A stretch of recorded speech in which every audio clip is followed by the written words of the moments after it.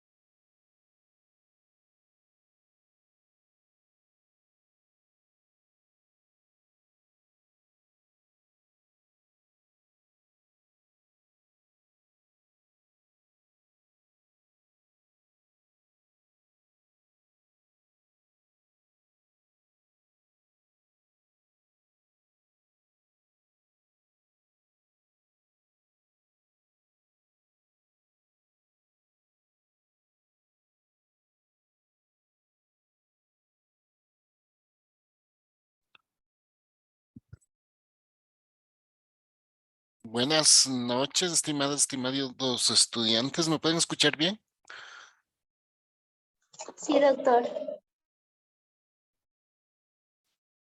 Chévere, muy bien. Tenemos un momento, se está uniendo Amparito también.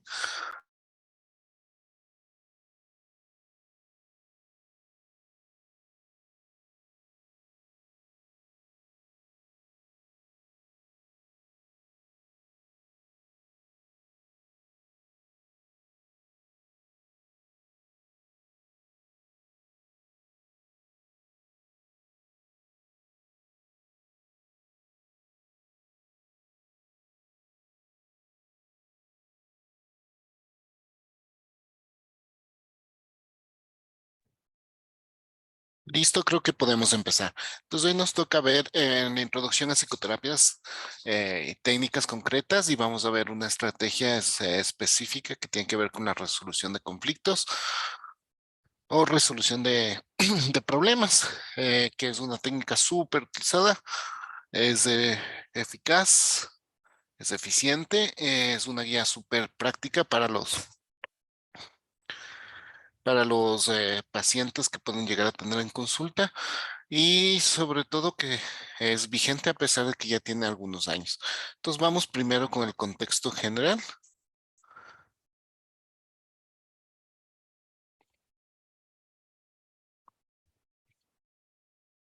¿Pueden ver la pantalla?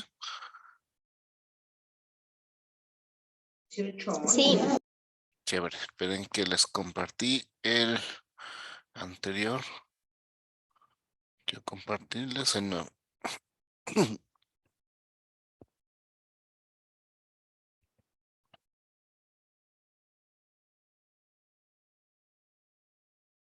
Bueno, vamos por lo básico, que es una técnica en la psicoterapia. Las técnicas son recursos utilizados para la ayuda psicológica y estos han evolucionado con el tiempo según la época vivida, las nuevas necesidades, los requerimientos del ser humano en relación a los retos que le pone la sociedad.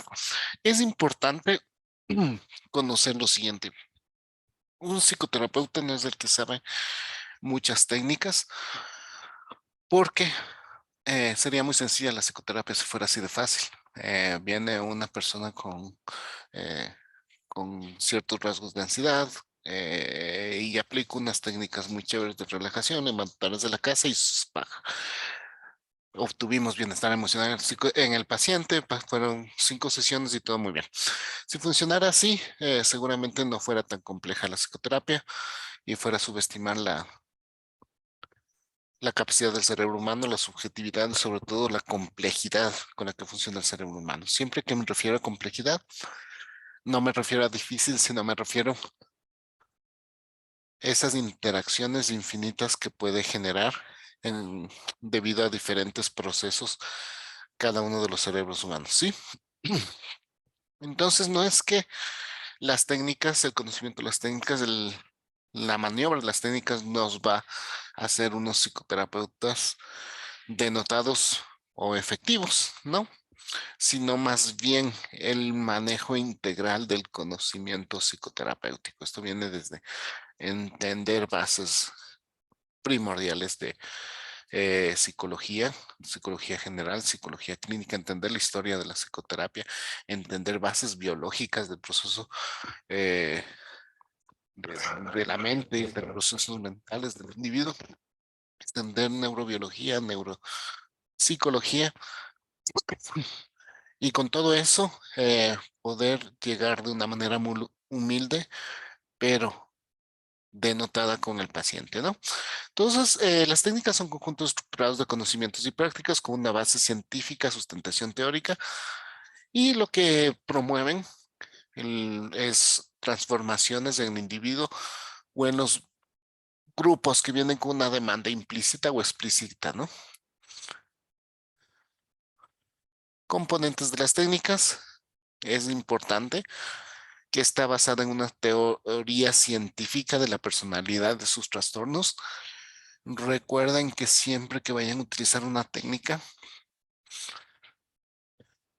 ustedes puedan tener una buena aproximación a de dónde se origina esa técnica, qué base teórica tiene, en dónde ha sido probada, leer artículos científicos acerca de la aplicación de esa técnica y de ahí utilizarla. Y ustedes, por ejemplo, pueden ver LMDR, ¿no es cierto? El E-Movement Processing and que salió hace unos 15, 20 años, era una técnica buena que nos ayudaba especialmente para el estrés postraumático, pero necesitó de muchas pruebas.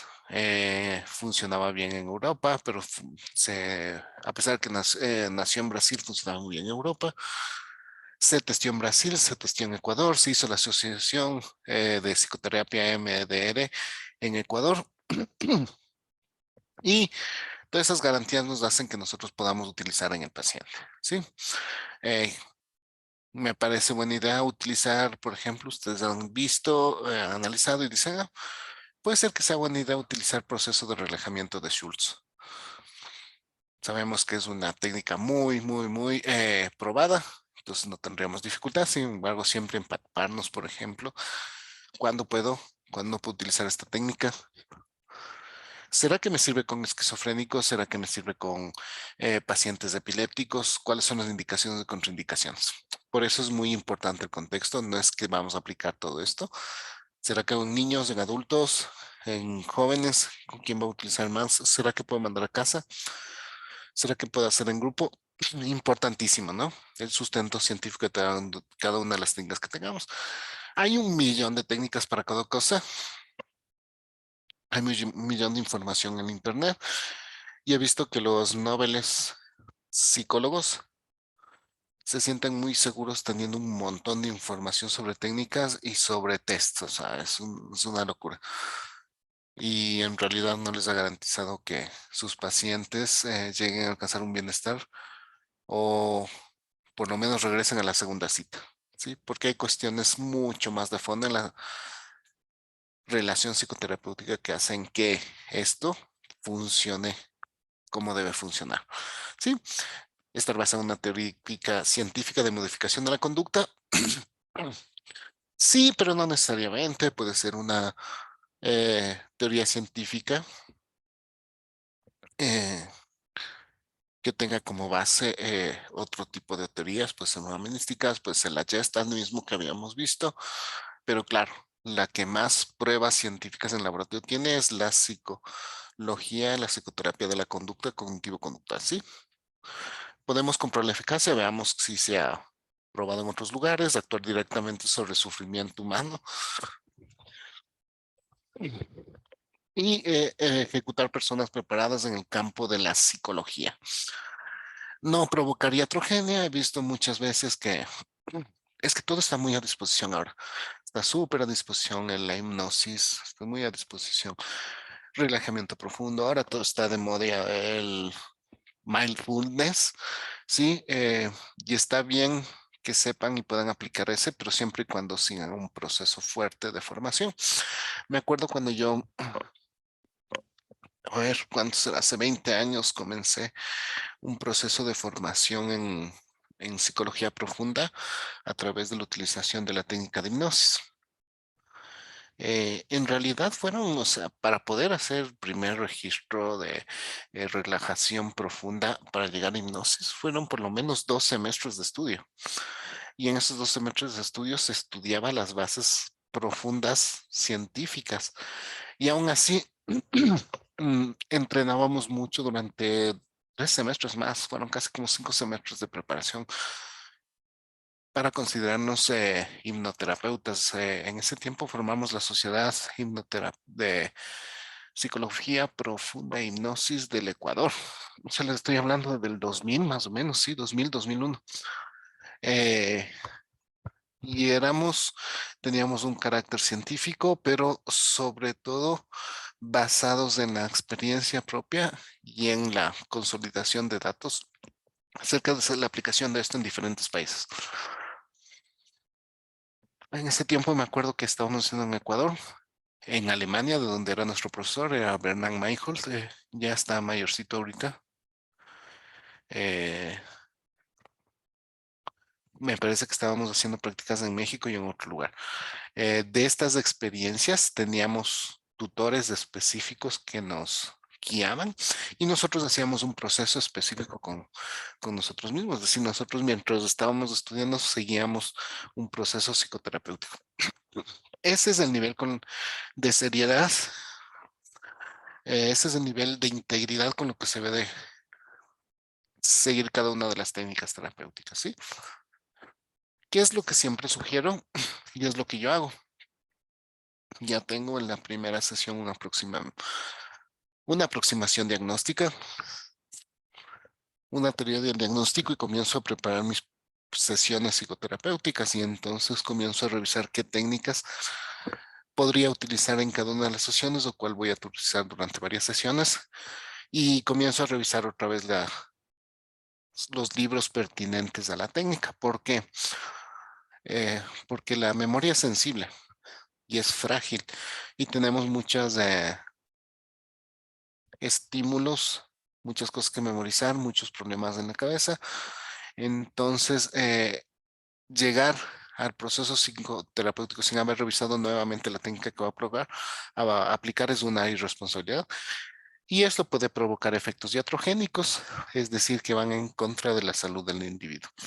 Es trato siempre de, antes de que llegue el paciente, darme un tiempo, separo entre 15, 20 minutos entre paciente y paciente, revisar la historia clínica, ver cuál fue la técnica que apliqué, eh, cuáles son las técnicas que voy a aplicar, revisarlas. Eh, Antes era con libros, ahora es muy fácil obtener en el internet artículos, cosas novedosas, nuevas técnicas, nuevos procesos en relación a esa técnica y ir adecuadamente preparado con el paciente, ¿no? Otras características, facilidad que los pacientes puedan atender cuando lo necesiten, adecuación, grado de provisión de un cuidado adecuado, según el estado de desarrollo tecnológico, continuidad, la atención necesaria para estar coordinada entre diferentes profesionales, dispositivos, organizaciones, efectividad, las técnicas o procedimientos se proporcionarán de manera adecuada según el desarrollo tecnológico medio. Eficacia, capacidad técnica para solucionar los problemas por los cuales está indicada. ¿Qué es ser eficaz y eficiente? Eficiente es cumplir con los objetivos que me voy proponiendo en el proceso psicoterapéutico. Entonces un psicoanalista puede decir, yo he sido eficiente porque he cumplido los objetivos en estos 8 años de psicoanálisis y psicología profunda. Y tienes razón, porque se ha cumplido, pero no es eficaz. Eficaz es aquel que cumple sus objetivos con la menor inversión de recursos.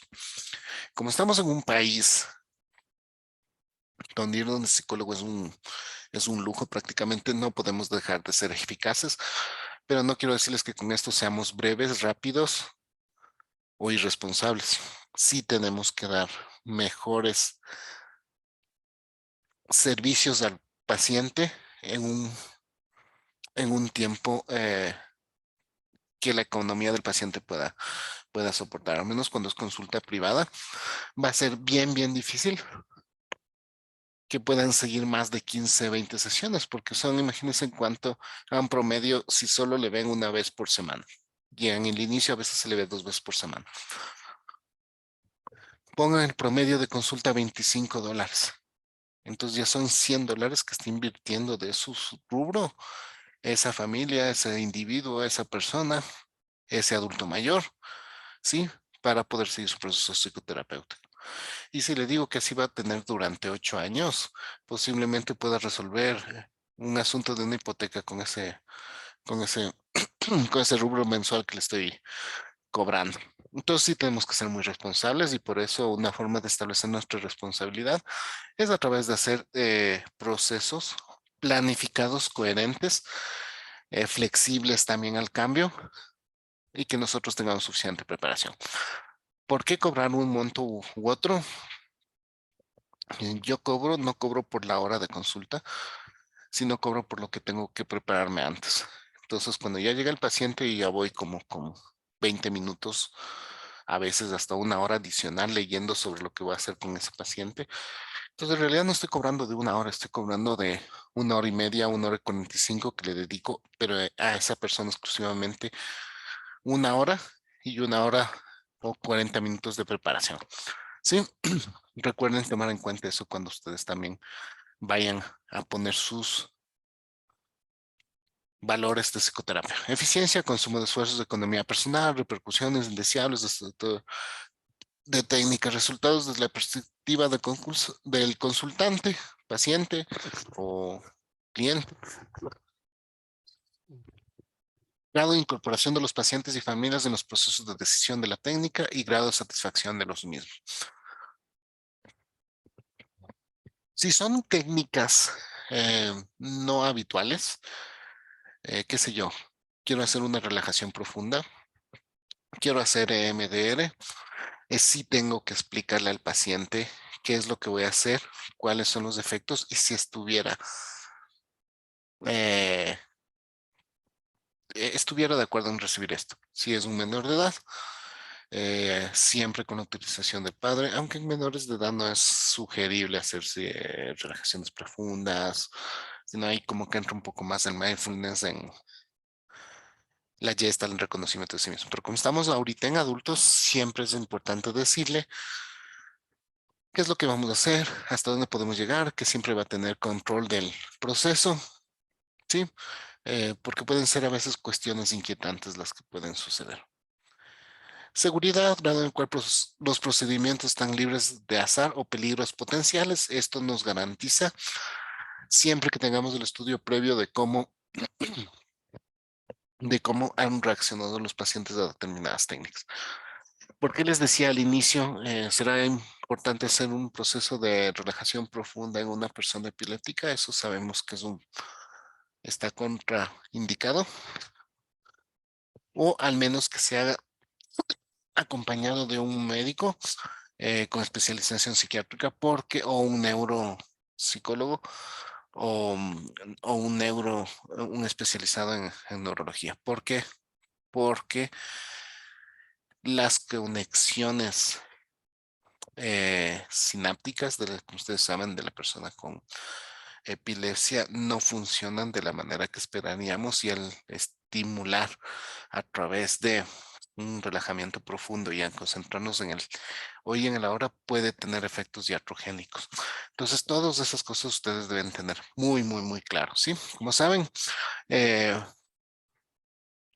la psicoterapia es súper grande. Este curso que están siguiendo, esperamos que sea un buen aporte, pero por más que nos esforcemos, como saben, en el mundo de la psicoterapia queda mínimo todavía. Por eso es que tenemos que seguir estudiando, seguir preparándonos, coger otro curso. Si les picó fuerte el bichito con este módulo de psicoterapia, quizás anotarse en una maestría en psicoterapia y profundizar más, o coger una especialización en neuropsicología. Siempre es importante. ¿Por qué es tan diversa y compleja la psicoterapia? Porque es muy nueva. Alguna vez les comenté, apenas tenemos 120 años haciendo esto. Lo que nos hace es que sigamos descubriendo y nos vamos a seguir equivocando en estos años hasta que se estabilice como ciencia. Pero ahí está nuestra responsabilidad, ¿no? Oportunidad, grado en el cual la atención se proporciona cuando se necesita. Variables relevantes de las técnicas. Variables dependientes del paciente, ¿sí? Edad, sexo, trastorno, severidad del trastorno, cronicidad, comorbilidad. Entonces, por ejemplo, en terapia racional emotiva, quiero aplicar desensibilización sistemática en una persona que tiene fobia. Pongamos un caso específico. Tiene una persona que tiene fobia a la autoridad, ¿sí? No sería un problema si es que esta persona tendría que tener reuniones cada lunes con la máxima autoridad de su institución, ¿sí? Entonces defino edad, sí, es una persona de 35 años, sexo es femenina, trastorno, tenemos un trastorno de ansiedad, con una especificación, una fobia específica a la autoridad. Severidad del trastorno, vemos que es un trastorno moderado debido a que influye directamente en su vida cotidiana, en el trabajo y también en el hogar, porque como es frente a la autoridad, tampoco puede relacionarse con su padre. ¿Sí? Cronicidad, vemos que es crónico. Morbilidad, no hemos encontrado comorbilidad en este tipo de trastorno. Sí, son las variables dependientes del paciente. Variables adscritas al terapeuta. Pongamos que soy yo, ¿no? Bueno, formación, tengo la psicología, tengo una maestría en psicoterapia y puedo manejar la desensibilización sistemática, ¿no? Me he especializado, he hecho los 12 pasos, no he estudiado formal, pero sí he estudiado desde el pregrado y siempre estoy leyendo por eso y confío en la técnica, ¿sí? Corriente escogida es cognitiva conductual. Existencia de un terapeuta de terapeuta. Sí tengo yo un terapeuta para mí y que es terapeuta y también es una persona a la que le puedo contar mis casos y me puede dar cierta asesoría, ¿no? Asistencia de un coterapeuta, no tengo coterapeuta, eso es una de mis fuertes desventajas porque en la consulta privada es muy difícil tener coterapeuta porque saldría mucho más costoso, tendría que pagarle yo. Tendría que subir la consulta, el monto de consulta de mis pacientes y es una cosa muy compleja. Si no estamos en una situación del país como para pagar coterapeuta, pero, por ejemplo, si ustedes trabajan en un instituto, en un hospital, en un centro de salud, pueden hacer procesos con coterapeuta porque ahí tienen algunos profesionales, a lo mejor hay dos psicólogos, se pueden ir turnando y por lo menos algunos pacientes complejos pueden hacer con asistencia de coterapeuta. Muchas veces los alumnos que se están preparando hacen la función de coterapeutas y son de gran ayuda porque nos ayudan a anotar, nos ayudan a preparar materiales, nos ayudan en los tests, nos ayudan mucho, mucho. Es una gran ayuda, nos hace mucho más ágil la consulta. Porfa, me van interrumpiendo si es que necesitan alguna profundización específica, ¿no? Tipos de interacción entre las variables del paciente y el terapeuta, alianza terapéutica, acuerdo fundamental entre el paciente y el terapeuta acerca de las metas y tareas. Entonces, si yo voy a hacer voy a aplicar una terapia de desensibilización en la técnica de sensibilización sistemática, entonces tengo que tener acuerdos entre el paciente y el terapeuta, tengo que decirle que estos son 12 sesiones, tengo que decirle que durante estas 12 sesiones deberá comprometerse a seguir las tareas que también puedo enviar a la casa. Le puedo decir que a veces durante estas 2 sesiones voy a tener que llamarla 2 veces por semana. Le voy a pedir material específico acerca de la fobia. Puede ser que le pida una foto de la máxima autoridad de su organización, una foto del papá para trabajar a través de imágenes también, ¿sí? Entonces le digo, a ver, todo esto hay que hacer. Así funciona esta técnica? ¿Crees que podemos hacerle? No, no, sí. Ahí vamos negociando, ¿no? Ponemos compromiso y cumplimiento. Novedades, inquietudes hasta ahí.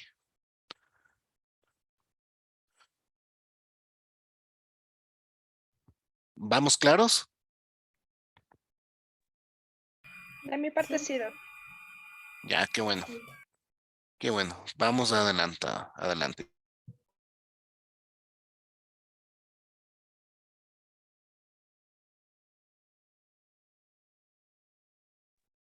Entonces aquí teníamos las variables dependientes, clasificación de las técnicas según criterios pragmáticos, ¿no? Siempre las técnicas debemos definirlas por la edad, niños, adolescentes, adultos mayores. Hay técnicas que son transversales a la edad, sin embargo, siempre hay que verificar cuáles son las variables que tienen esas técnicas de acuerdo a la edad. Por el número de individuos implicados, individual, de pareja, familiar, de grupo, institucional. Por ejemplo, ¿qué es algo que se utiliza en grupo? Puede ser un relajamiento autógeno de Schultz, funciona súper bien en grupo. Es bueno si yo soy un psicoterapeuta en donde tengo varias personas que están con una ansiedad que se refleja a través más evidente sintomatología fisiológica. Puede ser una buena idea formar un grupo en el cual todos los integrantes del grupo pueden ir practicando el entrenamiento autógeno de Schultz y entre ellos se apoyen para seguir haciendo, ¿no es cierto? Entonces, puede ser una idea para grupal. Otro que es grupal no es psicoterapia, pero sí es apoyo emocional fuerte. Por ejemplo, son los 12 pasos, ¿no? Los alcohólicos anónimos es una forma de apoyo psicológico súper. Yo considero que es una de las mejores estrategias, la más eficiente, la más eficaz para el acompañamiento de adicciones, ¿no? Entonces, Alcohólicos Anónimos sería otro ejemplo. La duración de la terapia, breve, de emergencia y larga duración. Ya saben que antes se decía, ¿no? Psicoterapias breves son 12 sesiones. Larga duración, llegan de las 12 sesiones para arriba, muy para arriba. Emergencias son las sesiones in situ. Pero esto ha cambiado. O sea, ahora decir que una psicoterapia breve son 12 sesiones, eh, yo cuestionaría mucho porque el ritmo de la vida casi casi hace que en 12 sesiones nosotros tengamos unos avances súper fuertes con el paciente, y las sesiones adicionales que se vayan implementando ya son de seguimiento más que de concentración psicoterapéutica misma, ¿no? Por los objetivos, intervención en crisis, focal. Intervención en crisis desde en ese momento, ¿no? Focal voy a hacer, o sea, viene una paciente y dice, no quiero hablar de mi vida, no quiero hablar de mi entorno, de mi trabajo. Doctor, lo único que quiero es que me quite la fobia a la autoridad. Entonces, nosotros nos cuestionamos, ¿es posible eso? ¿No es posible eso? Eh, Tendría que explicarle las consecuencias, ¿no? De si es factible o no es factible eso, y hacerle ver que eso sería su responsabilidad si es que yo accedo a hacer ese tipo de tratamiento.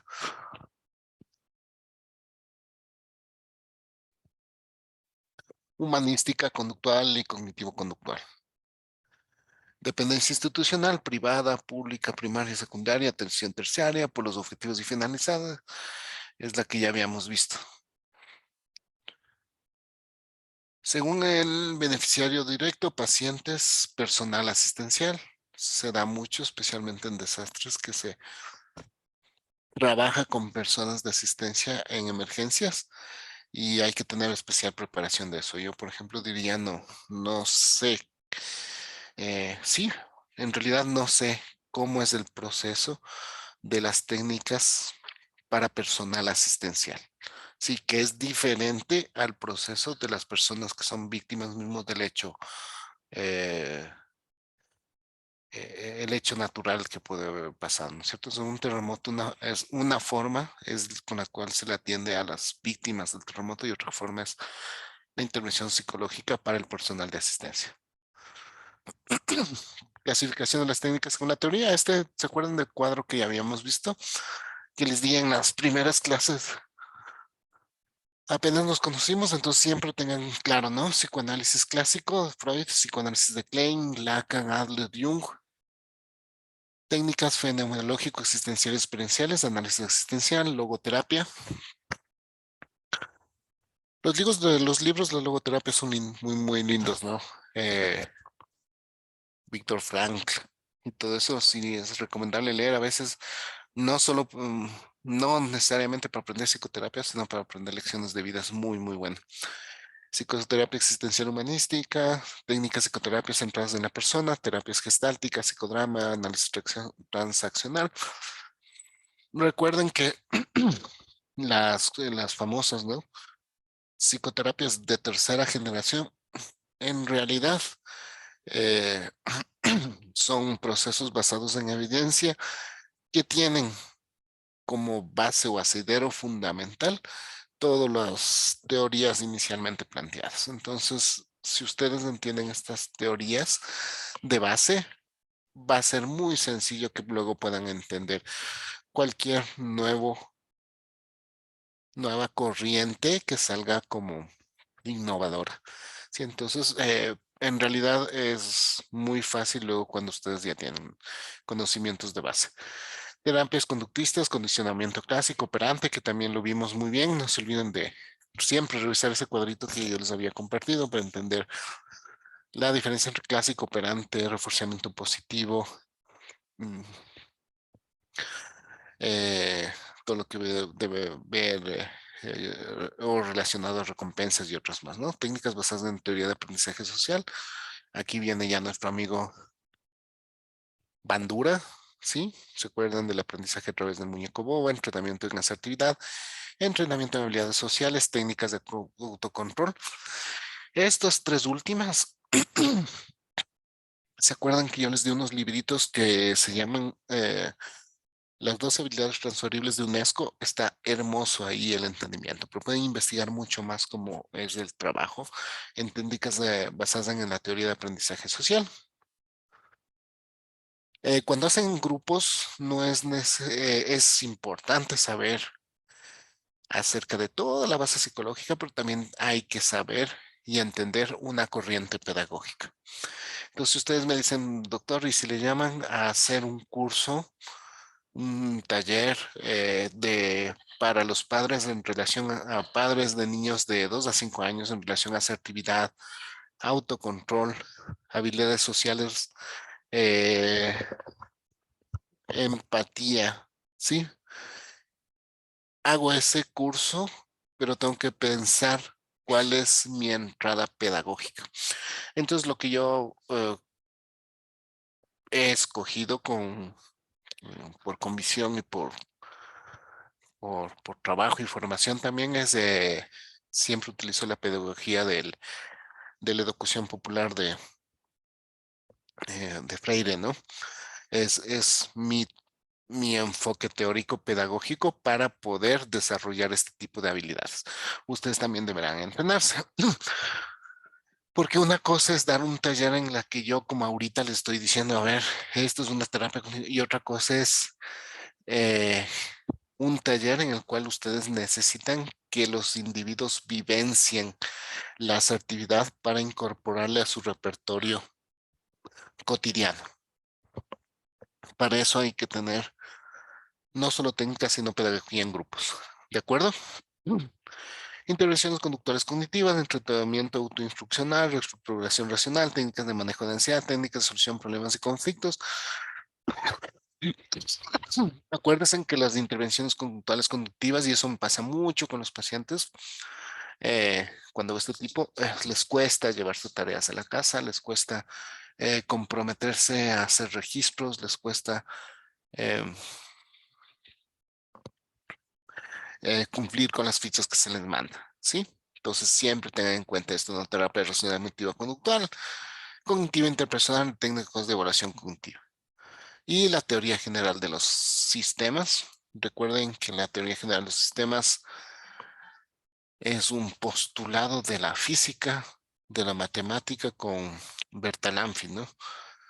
Pero que luego se aplica a las diferentes ciencias y de la cual la psicoterapia ha obtenido grandes resultados. Por eso un proceso psicoterapéutico único, todo lo que hacen los terapeutas familiares basado en la teoría de los sistemas. Eso no quiere decir que no se pueda hacer terapia familiar a través del cognitivo, a través de la Gestalt, ¿sí? Pero creo que los que más resultados, asidero y todo en lo que es terapia familiar es a través de la teoría de los sistemas por la comprensión de fondo que tienen, ¿no? ¿Qué es lo que nos dice la teoría general de sistemas? No, el todo no es la suma de las partes. La familia no es la suma de sus miembros, sino se la entiende como la interacción de los miembros para la generación de los resultados específicos. Y esto es una teoría que nace desde la matemática y la física.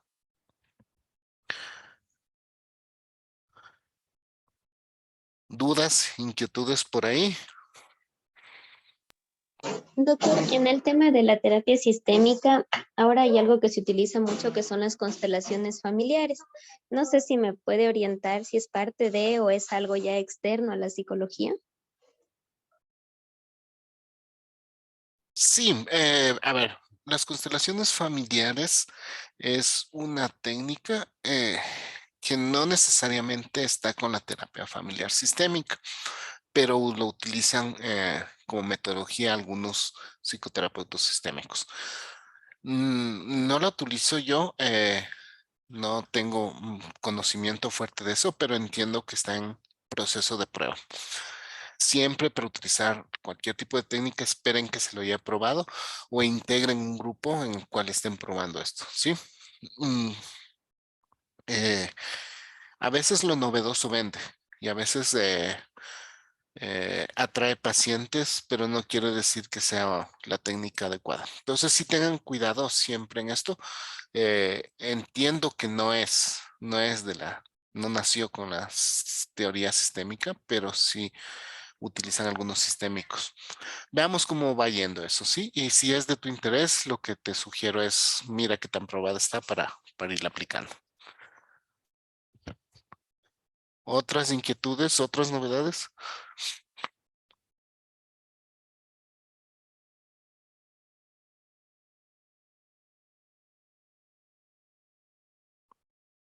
Vamos claros, ¿verdad? La otra vez me los pasé mucho, le estuve hasta muy tarde. Hoy no quiero que me pase lo mismo.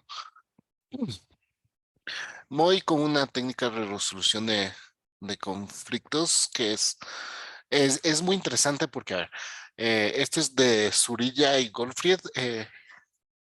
Esto me enseñaron en pregrado y luego lo comencé a aplicar en posgrado. Y hay mucha investigación todavía, por eso les digo, es todavía vigente, ¿no?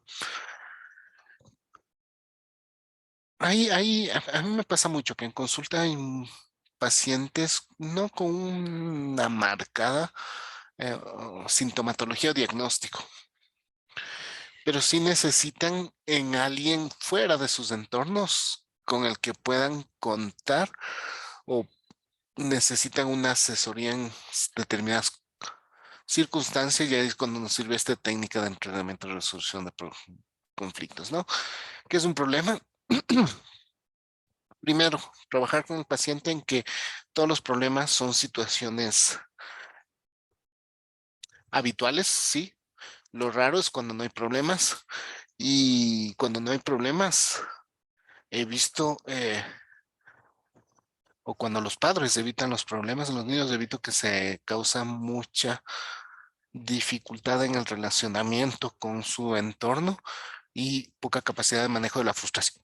Entonces, un problema es una situación de la cual debemos aprender. Entonces, viene una persona y dice, es que tengo problemas. Mm, Sí, todos tenemos problemas, ¿no? Sí, es que mis problemas son profundos. ¿Qué tan profundos son? Y cuando nos comienza a contar, vemos que en realidad son problemas habituales, sin embargo, la persona los comienza a maximizar. No digo que minimicen las dificultades de cada persona, pero sí lograr el entendimiento de la persona que el problema es una oportunidad de aprendizaje que es inevitable y que la mejor acción que podemos tomar en relación al problema es poderlo controlar. Un problema es una situación real o imaginaria a la que tenemos que dar una solución, pero de la cual no disponemos en ese momento. Al no encontrar una solución a un problema, surge o se incrementa el estrés y los estados emocionales. A la par del problema, nos puede contar el problema y vemos que hay un alto nivel de ansiedad o de estrés debido al problema, pero no es en realidad el problema, sino a la poca capacidad que tiene el individuo para manejarlo, ¿sí? Y ahí es la frase típica que se dice, entramos presos de la ansiedad, del pánico y el problema se comienza a hacer más grande. Y no es que el problema se hace más grande, sino que nosotros lo comenzamos a hacer más grande.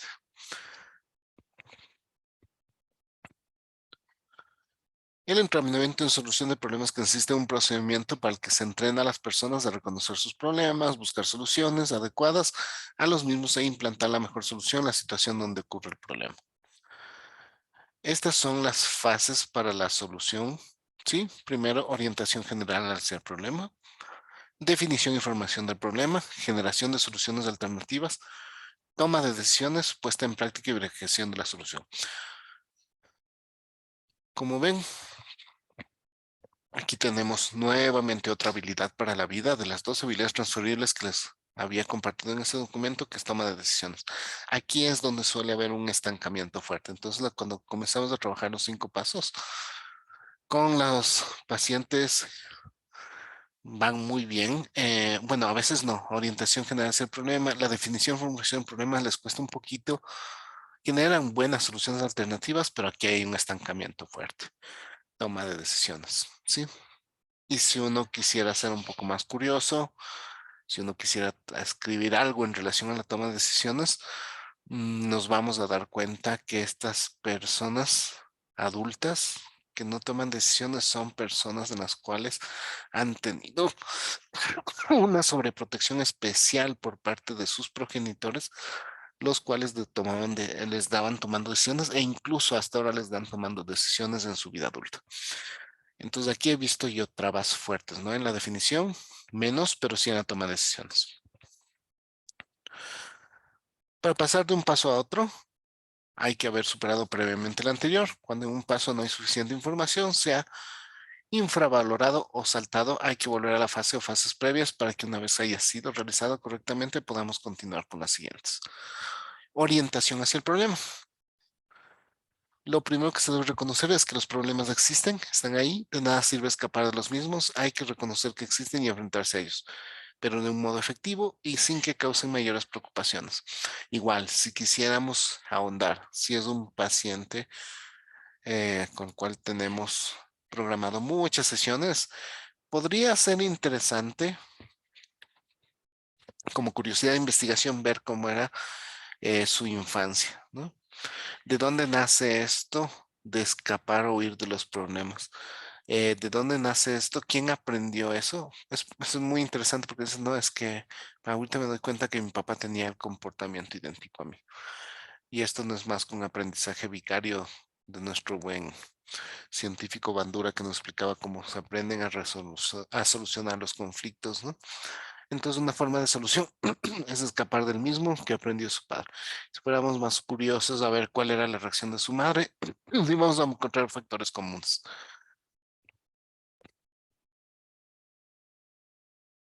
Entonces, en la primera parte ponemos, piense en los problemas, tanto en los poco relevantes como en los muy relevantes que tiene usted ahora. Cuando tenga clara la existencia cotidiana de los problemas y los identifique, pase a la segunda fase.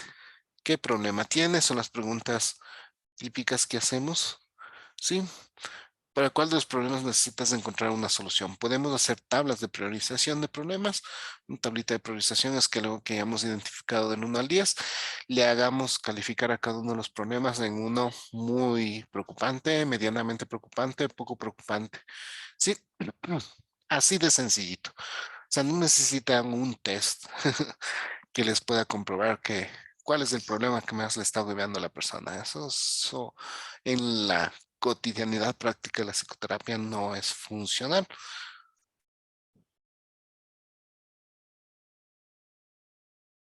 Una vez que tenemos esto, seguimos y miren, aquí está lo que les estaba contando. Indica el problema 0 que tiene en la actualidad y su nivel de gravedad en una escala de 0, nada y 10 mucho. Entonces, vamos a tener una priorización de esos problemas. Una vez que reconoce que el problema existe, definirlo claramente, determina el quién, qué, dónde, cuándo, por qué y cómo del problema. Entonces, como ven, esto, esto exige trabajo cognitivo fuerte, pero también exige un buen trabajo en la casa, ¿sí? Porque no siempre se completa esto en consultorio, entonces ya saben, si su paciente está dispuesto a hacer eso, ahorita estamos en adultos, va a ser más fácil que se comprometa Sin embargo, siempre midan el nivel de compromiso para continuar con estos tipos de procesos que exige fuerte trabajo en casa también. Descríbalo en términos claros, específicos y concretos. Utilice información relevante y desecha la irrelevante. Utilice solo hechos, no opiniones o creencias. No queremos sesgos cognitivos aquí. Importante en este proceso a darle acompañamiento fuerte, ¿no? Ayudarle a armar, se confunden, a veces dicen, pero pondré esto, será problema y nuestro buen criterio les ayuda a armar esta propuesta. Define y formula el problema. Fase 2, ¿no?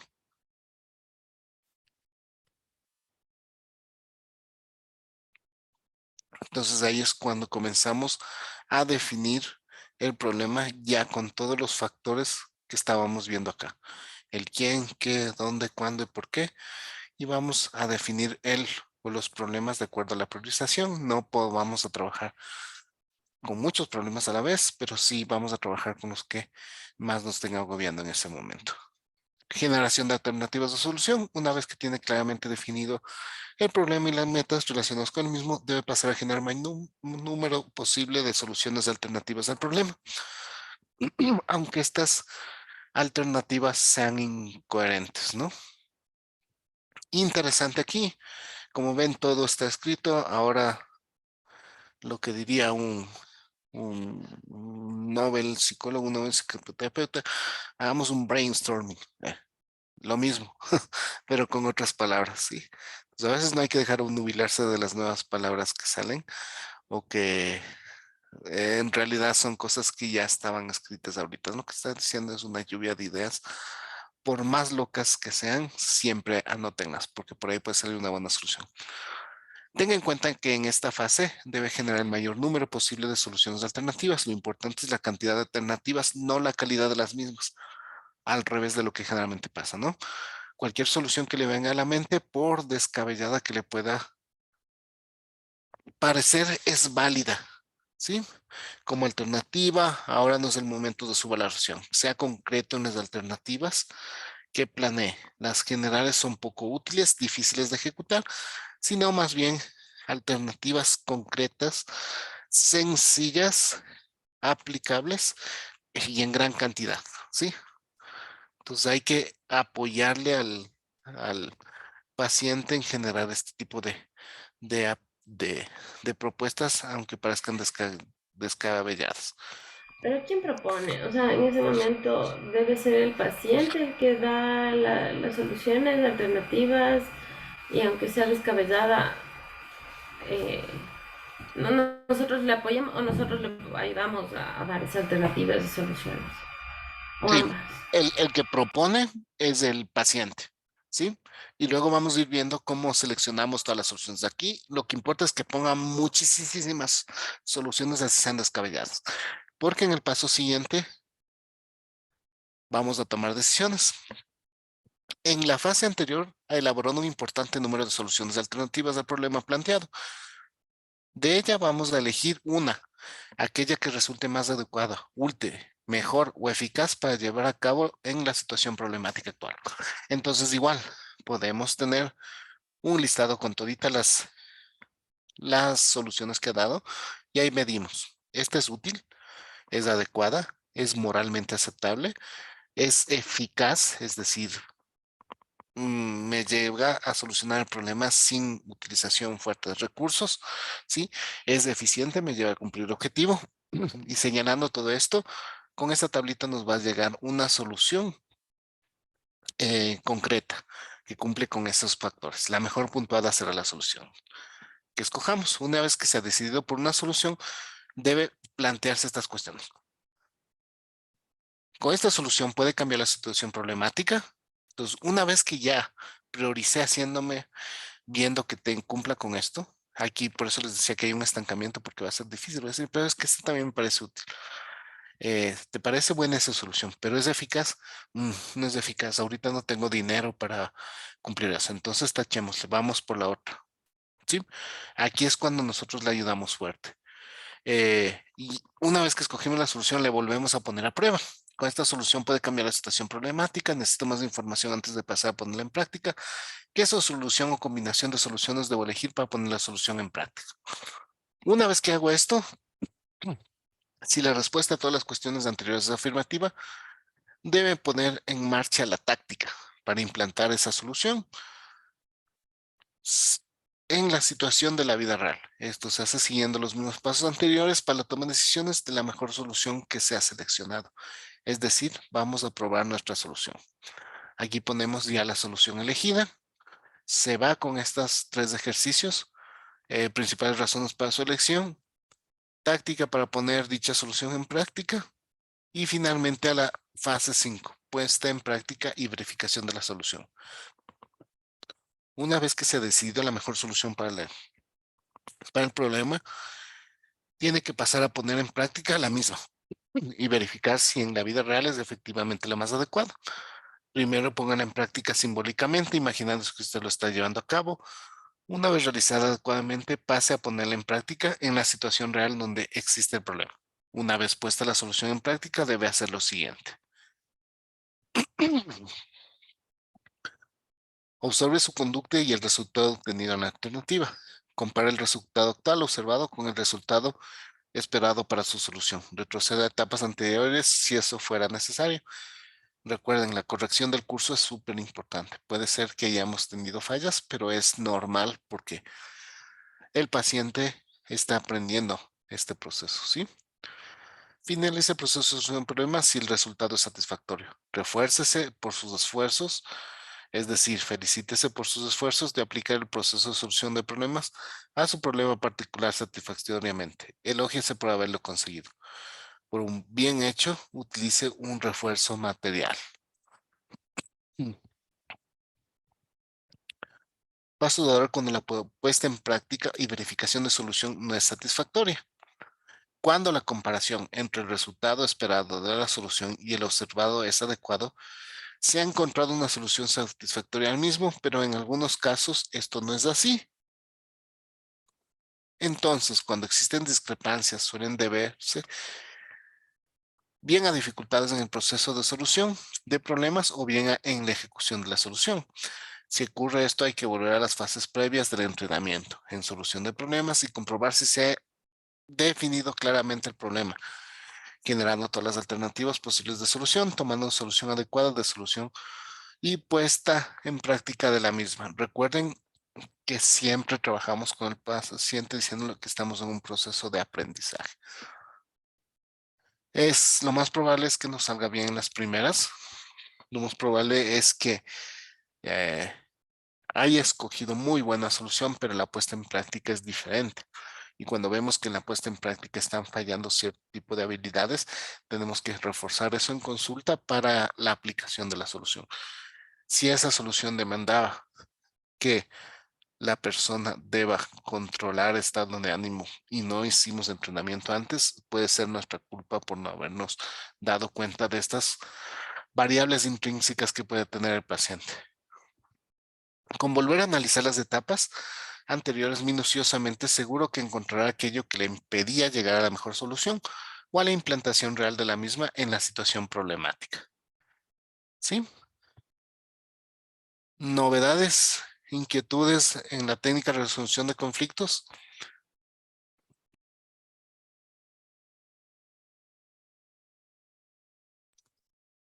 Sí. Dime, Tania.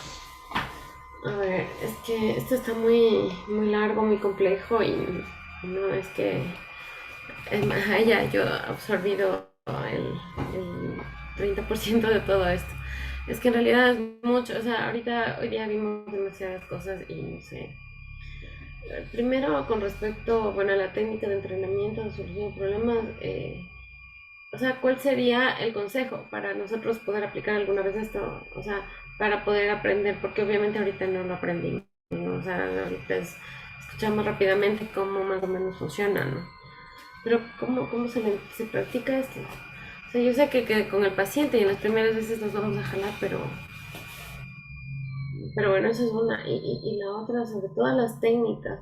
¿Cómo escogemos nosotros la técnica correcta con el paciente? O sea, ¿cómo sabemos si es que tenemos que aplicarle qué sé yo, una técnica gestáltica, una cognitiva conductual. O sea, cuando, o sea, yo quisiera así como saber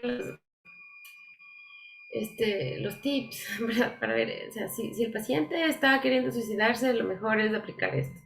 Si la familia necesita volver a ser feliz porque ya ahora tiene muchos problemas, ¿qué técnicas aplica? Entonces, ese tipo de cosas como que no tengo nada claras. O sea, en realidad me siento un poco como frustrada con este curso porque, claro, yo sigo con el anhelo de poder aplicar la psicoterapia, ¿no? Pero con lo que ahora nos dice es como que, chuta, tienen que estudiar más porque después de esto hay mucho más. Entonces, yo sé que quizás debemos especializarnos en una cosa, ¿no? Y quedarnos en eso y aprender sobre eso al 100% yo, pero ahorita como que me quedo en el recontra aire porque digo, o sea, yo digo, o sea, la psicóloga que yo tuve hace unos 10 años, ella se sentaba, me escuchaba, me daba unos consejos y me iba, y yo lo que decía era catarsis y nada más, no, y es lo que no quiero hacer. O sea, porque claro, yo le pagaba y le pagaba y no salía más que yo misma salí haciendo mis cosas, pero él, te juro que ella no me ayudó en casi nada, creo yo. Entonces, no quiero hacer eso, quiero que aplicar la terapia, pero ahorita ya no sé cómo, ni cuándo, A ni ver, nada. les dejo un video. Este video hice yo hace unos, esto hice en pandemia, creo, ¿no? En este video de YouTube está lo mismo que vimos ahorita, lo explico en 8 o 7 minutos, creo que lo explico otra vez. Eh, como ven, es complejo por virtualidad y es complejo absorber todo el conocimiento de los procesos psicoterapéuticos en un curso, ni en una maestría, ni en un PhD. Como tú mismo decías, Tania, un PhD es una persona, un filósofo al doctor especializado en un tipo de psicoterapia, en un tipo específico de tratamiento. Entonces, un PhD en cognitiva conductual con niños que tienen déficit de atención. Eso es un experto, pues si le dices, puede trabajar con adultos con Alzheimer en asesoría familiar, va a decir, puedo hacerlo, pero no es mi experticia. Eh, como se dan cuenta, es de es gigante mm, la psicoterapia y uno tiene que ver por dónde quiere irse especializando para poder ir viendo qué es lo que puede hacer. Por ejemplo, hagamos un ejercicio práctico, Tania. ¿Tú con quién trabajas? ¿Cuál es cuál es tu enfoque de cliente o de paciente o cuál es tu línea de trabajo? Bueno, te comento, yo en realidad no tengo experiencia en psicología y me gradué este año. Y yo soy ingeniera, soy ingeniera geógrafa, me gradué de psicóloga recién. Entonces, claro, yo estudié esta carrera porque dije, bueno, va a ser la profesión de mi vejez. Y en realidad sí, yo no tengo una experiencia y quiero tenerla, pero tengo miedo de empezar con una experiencia. O sea, en la universidad hicimos prácticas profesionales, pero fue muy dirigido en el área de laboral, en talleres, en trabajos más comunitarios, pero ya persona a persona, psicoterapia, no, yo no tengo nada de experiencia, la verdad. Sí, entonces este es un buen arranque, porque lo que aquí ustedes comienzan a percibir es, eh, tienes corrientes, tienes diferentes módulos y tú comienzas a especificar por dónde es lo que yo quiero seguir, ¿sí? Definiendo por dónde lo que es lo que quiero seguir. A lo mejor sí es como yo les comentaba, ¿no? O sea, yo sé por dónde no quiero seguir, sé que no quiero trabajar con eh, eh, drogodependencia, sé que no trabajo en problemas psicosexuales, sé que no trabajo con adultos mayores y sé que mi área de especialización tiene que ver mucho más cognitivo-conductual, ansiedad, problemas de conducta y algo de depresión. Entonces, ese es mi campo específico. Eh, Va a ser para mí difícil tratar niños o adultos que no estén dentro de esta área concreta. ¿Por qué? Porque por más experiencia que tenga, no voy a tener la capacidad, o yo específicamente no tengo la capacidad para poder atender a todo el campo de personas. Entonces, si me preguntan, y ¿qué es lo que hace Diego Porras? Digo, soy cognitivo-conductual, me especializo en niños, adolescentes y adultos en ansiedad, estrés, depresión, problemas de conducta. ¿Sí? Entonces tengo un campo muy definido como para poder trabajar. Y ahí es cuando comienzo a investigar mucho más fuerte. ¿Sí? Y puedo trabajar un poco más. ¿Cómo escoges tú las técnicas ya en tu campo de especialización? El consejo que les puedo dar, no hay como ser todólogos en psicoterapia, así como no hay como ser todólogos en medicina. Y, y cada vez tanto la medicina como la psicoterapia tiene que especializarse mucho más. Por ejemplo, un gran amigo mío, médico, traumatólogo especializado en tobillo y pie. Él es especializado en tobillo y pie. Si le dicen, le llevo a mi mamá, tiene problemas de cadera, de pana, no puedo atenderle porque necesitarías ir donde un traumatólogo que se especialice un poco más de cadera. Igualito pasa en psicoterapia, ¿sí? Pero para eso, para llegar a esa conclusión, deben pasar por lo que ustedes están pasando ahorita. Eh, hasta golpearse con la frustración, hasta golpearse muy fuerte con la frustración que ustedes sienten, es normal. Están frente a un monstruo, ¿sí? Están frente a un monstruo gigante que es la psicoterapia y, y es de largo, o sea, es de largo. Como os dije, yo mi primera experiencia en una técnica de psicología profunda fue hace 22 años, ¿sí? Y sigo y sigo y sigo y sigo. No vamos a parar.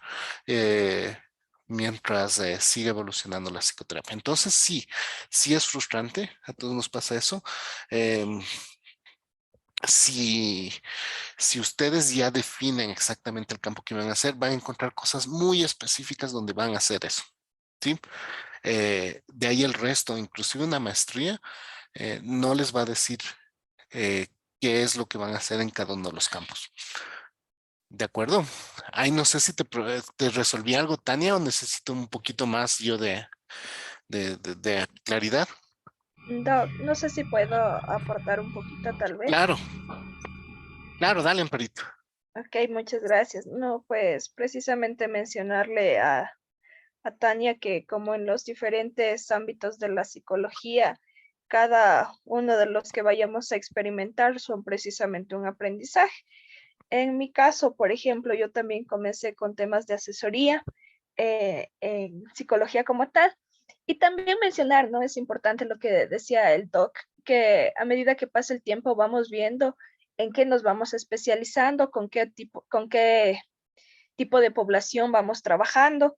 Yo en primera instancia, por ejemplo, decía, para mí el trabajo con mujeres va a ser súper complicado. Eso es lo que yo tenía en mente. Sin embargo, mis prácticas preprofesionales las tuve que hacer en la maternidad. Entonces, no tuve ninguna alternativa. Trabajaba con mujeres porque trabajaba con mujeres. Posterior a ello, en el Centro de Equidad y Justicia, el trabajo también se centra en mujeres. Entonces, me fui acoplando a eso y me fui adaptando y acorde a eso fui desarrollando diferentes metodologías de trabajo. Ahora, lo que yo considero desde mi punto de vista que es importante en el momento de elegir una técnica es tener en cuenta la historia de vida de él o la paciente, tener en cuenta el posible origen o causa del problema que está manifestando y algo que también considero indispensable son las características de personalidad, los rasgos de personalidad o si en el caso de resolvemos esto, la personalidad de ese individuo, porque precisamente eso nos va a guiar a nosotros a saber cuál sería la técnica más adecuada o más oportuna a manejarla con ese paciente. ¿Por qué? Porque precisamente nos orienta a utilizar la técnica que tal vez nos ayude a obtener mejores resultados. Un ejemplo, me invento, o tal vez desde la experiencia, pero no recuerdo puntualmente el caso, pero hay personas que son mucho más cognitivas, mucho más, de manera general, por decirlo de alguna manera, ¿no? Existen personas que son mucho más cognitivas que emocionales. Entonces, Con una persona que identifico estas características cognitivas, quizás lo más conveniente va a ser utilizar una técnica cognitiva conductual. Mientras que si veo a una persona que es mucho más emocional, quizás me pueda servir una técnica de la Gestalt. Pero para eso precisamente requerimos del contacto con el paciente o la paciente. Y también, aunque suene como un cliché, no existen fórmulas ya establecidas para el uso de la psicoterapia. Una persona puede presentar depresión, pero puede ser, por ejemplo, por una ausencia de sentido de vida, mientras que otra persona también puede estar presentando depresión, pero puede ser por un duelo patológico. Entonces, no porque las dos tienen depresión significa que voy a aplicar la misma técnica. No es así. Todo va a depender, como le decía, de la historia de vida, de la posible causa u origen del problema, así como también de la personalidad. Ese es mi punto de vista, es como lo que yo le pudiera manifestar a Tania y mencionarle también esta situación de que no se frustre, porque a medida que avanzamos también estamos en un retroceso, porque ya avanzamos en algo, pero nos damos cuenta que existen nuevas técnicas. Entonces, que nos toca aprender esas nuevas técnicas y estamos en retroceso todavía, entonces siempre va a ser un continuo aprendizaje. Sí, sí, totalmente de acuerdo con lo que dijo Amparito. Tania, lo que te recomiendo es, si ya quieres comenzar el proceso con tus pacientes, comienza con pacientes, porque sí se da mucho en la práctica. La recomendación es que siempre tengas un asesor, un tutor con el cual puedas conversar con tus casos. Entonces puede ser una paciente, un psicólogo, una psicoterapeuta que ya tenga experiencia y que puedas tú conversarle de los casos. Define los casos que puedes tú ir tratando por experiencia o define los casos que de acuerdo a tu personalidad se vayan ajustando, ¿sí? No cojas todo de inicio, sino escoge los casos que puedes y no puedes tratar. Todo va también de acuerdo a la personalidad del paciente. Entonces, si ves que te acoplas un poco más con adolescentes, trata de adaptarte o que tu consulta sea dirigido a eso. Entonces, Tania Naranjo, psicóloga adolescentes, y comienza a trabajar y comienza a coger experiencias. Luego ves que puedes trabajar también con un poco más adultos, comienza a coger adultos. Si se dan cuenta, y eso hago yo mucho, si les he comentado, si yo me doy cuenta que ese caso rebasa la capacidad de mi consultorio, mi capacidad de conocimiento, lo que hago es remitir. Entonces, si tengo, por ejemplo, un paciente borderline que me tocó justo a finales de año, ¿no es cierto? Entonces, un paciente borderline, entiendo bien es la sintomatología borderline, entiendo bien el proceso borderline, sin embargo, el nivel de sintomatología de este paciente no estaba apto para un consultorio, sino lo que yo le recomendaba es que siga el proceso psicoterapéutico con un psicólogo y con un psiquiatra en un instituto en donde puede estar un poco más controlado. ¿Sí? Porque ahí me sirve saber mucho de sintomatología y sé que un borderline, en este caso específico, este paciente tenía intentos de suicidio, entonces rebasaba la capacidad de mi consulta. ¿Sí? Entonces, ten en cuenta esas cosas, Tania. Mm, Sigue especializante, coge pacientes de a poquito. Nos equivocamos. Yo no, cuando regreso al año 2003 que comencé a atender pacientes, me da vergüenza muchas cosas que he hecho, no iatrogénicas, pero sí me da vergüenza cosas que pude haber hecho mejor o que se me escaparon por inexperiencia, pero debemos comenzar a hacerlo, estimada Tania, para que vayas tú escogiendo ya el camino. ¿Te parece bien? Sí, sí, muchas gracias, Diego y Amparito, por sus palabras. Sí, en realidad, como es un monstruo todo este conocimiento, sí, sí me asusta, me asusta. Y yo en inicio pensaba que el psicólogo era lo que era mi psicóloga, ¿no? O sea, ir a que de repente aconsejar y apoyar y todo eso, pero en realidad es todo lo que no es, ¿no? Y Sí, sí, querer hacer bien y justamente eso, no querer hacer daño de ninguna manera, también es el temor, ¿no? De lanzarse de lanzarse pues ya al campo directamente. Les Así comento una cosa. Ajá, ujú. dale, dale, Tania. Les comienzo una cosa bien bonita. En la primera generación de psicoterapia hicieron unas ocho compañeras, un grupo muy, muy bonito de apoyo de estudio. Entonces, hasta ahora se reúnen una vez, unas 2 veces cada 2 meses, una vez por mes, a veces una vez por cada 3 meses, y estudian sus casos. Sí, a veces me dicen, Diego, ¿quieres participar? Bueno, y participo. Ustedes pueden hacer lo mismo. No, no deben estar solas. Como les dije, yo tengo una persona con la cual puedo yo discutir mis casos, con la que puedo comentar mis emociones en relación a mis casos y no estoy solo. Hagan grupos de estudio, tratan de hacer entre ustedes, este grupo es una buena oportunidad, hagan con los de su trabajo, hagan con sus ex de compañeros de universidad, hagan cursos de estudio porque así van a avanzar más rápido. Solitos se avanza muy, muy despacito. Eso les recomiendo eh, para que no estén solitos en este proceso. Igual, si quieren preguntarme algo sobre sus pacientes, si me han preguntado exalumnas, eh, eh, pregúntenme y yo con gusto les puedo dar cualquier asesoría. Así breve, porque no puedo extenderme rápido, pero sí, cualquier asesoría en relación a eso. Entonces, dale, Tania, empieza tranquila con asesoría, empieza.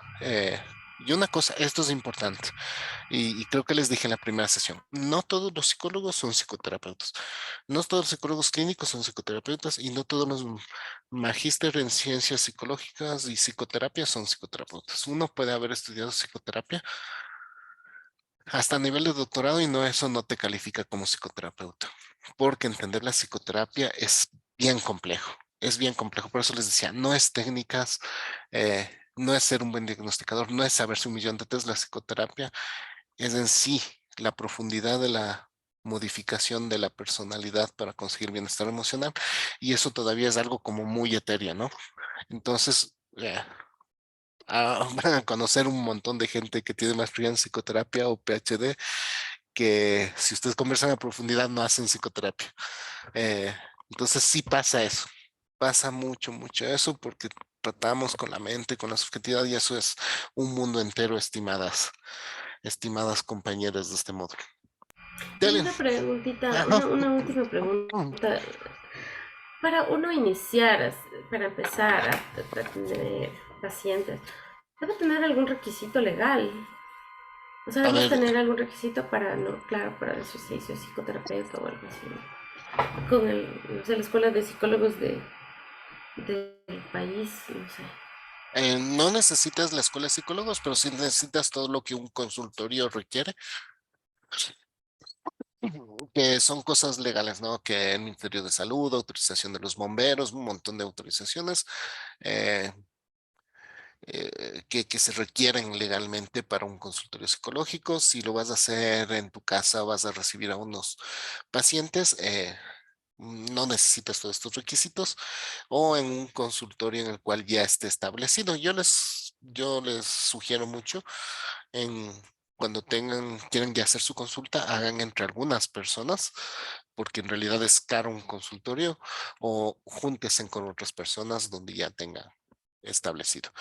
¿Qué es lo que, qué es lo que va a pasar si hacen en su casa? Escojan un lugar que no sea el, la sala o lugar, adecuen un lugar, un cuarto específico para hacer psicoterapia y hagan un entorno agradable. Eso, si van a hacer a través en línea, que funciona mucho en pandemia, igual tengan siempre las precauciones necesarias. ¿Cuáles son las precauciones necesarias? Una buena historia clínica, respaldos y permisos, contrato psicoterapéutico, con las cosas muy básicas y compromisos psicoterapéuticos. Eso es lo que les va a respaldar siempre, ¿sí? Si ven que el caso es complejo, refieran el caso o trabajen a la par con un instituto, con un psiquiatra, con un neurólogo de confianza, eh, neuro, neuro, un neurocientífico de confianza, un neuropsicólogo. No lo hagan solo. Eso es mi mejor recomendación que pueden hacer. Si sienten que el caso está complejo, necesitan conversarlo con otras personas y sienten que el caso no está a su alcance, es normal. O sea, todo el tiempo tenemos casos que no están a nuestro alcance y nuestro profesionalismo como psicoterapeutas es remitirlo. Eh, Eso les podría sugerir, pero dale Tania, comienza a hacer asesoría, casos tranquilos, luego tú mismo vas subiendo de intensidad y luego vas a ser una experta en algo muy específico que pueda salir por ahí. Sí, muchas gracias, Diego. ¿Y qué permisos necesitamos del Ministerio de Salud? Eh, a ver, es que no recuerdo si hay un permiso o una certificación, creo que es del Ministerio de Salud en... no, no, tenemos un código del Ministerio de Salud con el registro del título, en el que generalmente cuando uno hace informes pone ese sello con el número del registro del Ministerio de Salud, que es lo que valida un informe, por ejemplo. Entonces averigüen bien eso, yo tengo desde hace años, ya ni me acuerdo cómo se sacaba.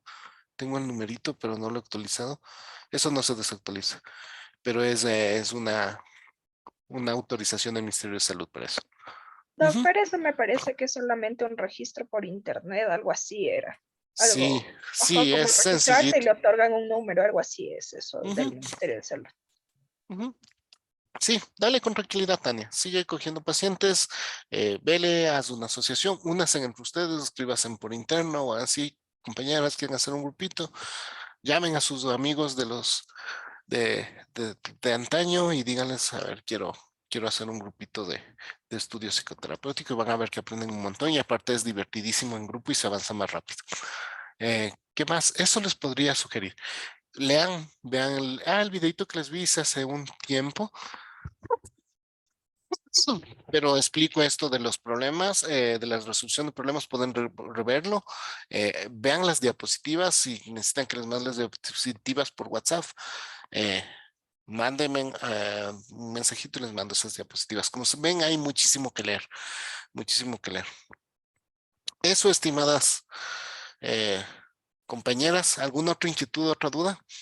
No, yo solamente mencionarle que tenía una inquietud referente a dos aspectos de la clase anterior. No sé si me las puedes solventar por aquí o por WhatsApp, porque todavía no me ha contestado, por favor. Solo Ya eso nada te, más. ya te contesto, Amparito, ¿listo? Gracias, doctor. Eso, un abrazo y hagan muchas preguntas para resolverlas la otra semana también, ¿ya? Si quieren me hacen preguntas dentro de semana también. Que tengan linda noche, Muchas que gracias, gracias a descansen, todos. que les vaya Gracias, bien, igual. hasta luego. Hasta Hasta luego. luego. Gracias.